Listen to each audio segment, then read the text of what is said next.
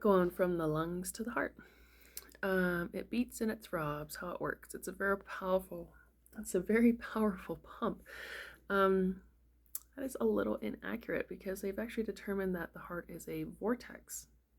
It's actually a vortex that creates an energetic field 6 feet out from us. So,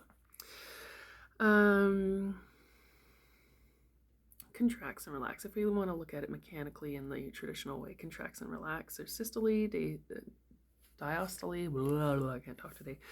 Heart valves and pulse, they all coincide with the heart. A great need for oxygen, obviously.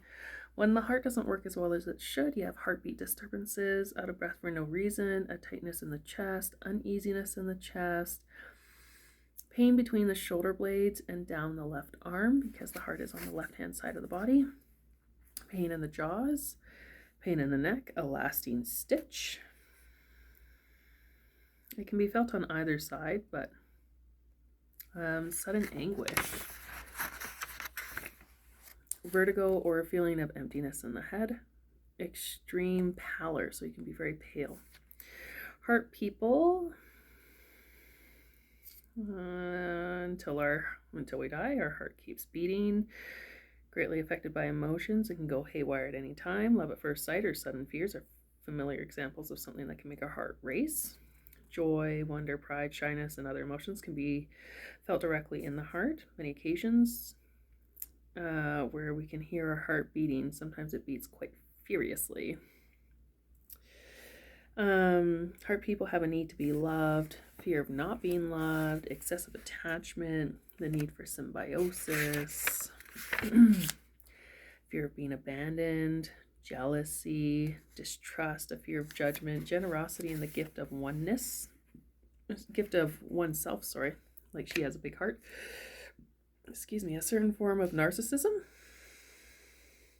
It is important to love oneself. This feeling is a solid base to build upon, but sometimes heart people have a bit too much self-love. To love oneself too much is dangerous because the excess is often the detriment to others.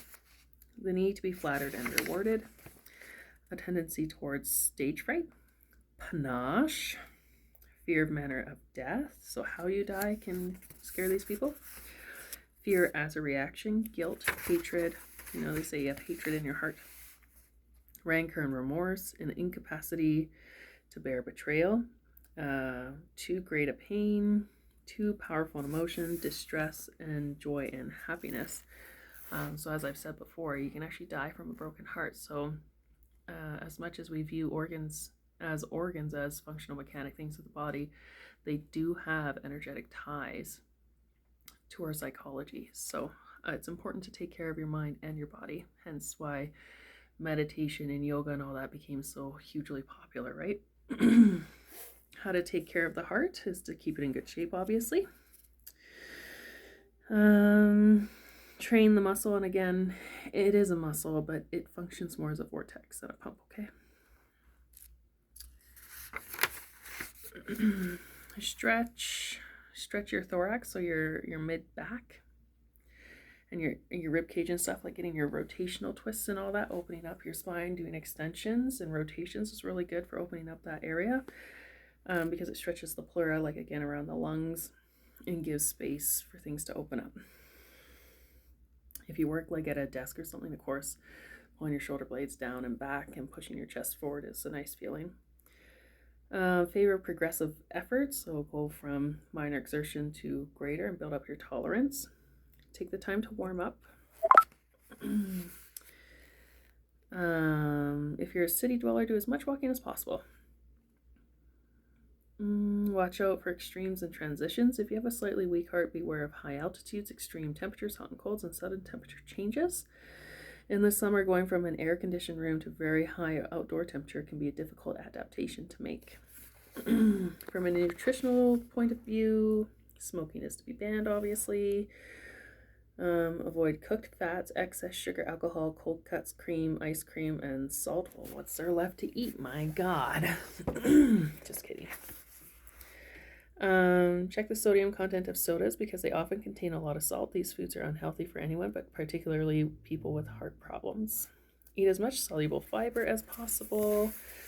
This makes the liver slow down its cholesterol production, and therefore cholesterol rates are lower generally in the body. Favor broccoli, cabbage, cauliflower, turnips, leeks, onions, carrots, lentils, white beans, watercress, and wheat germ. Among the fruit favored, grapefruit, melon, peaches, apples, and prunes. Use olive oil. Extra olive, cold press is better. Every now and then, add canola oil to olive oil, or dress your salads with walnut oil. Let's forget this walnut oil.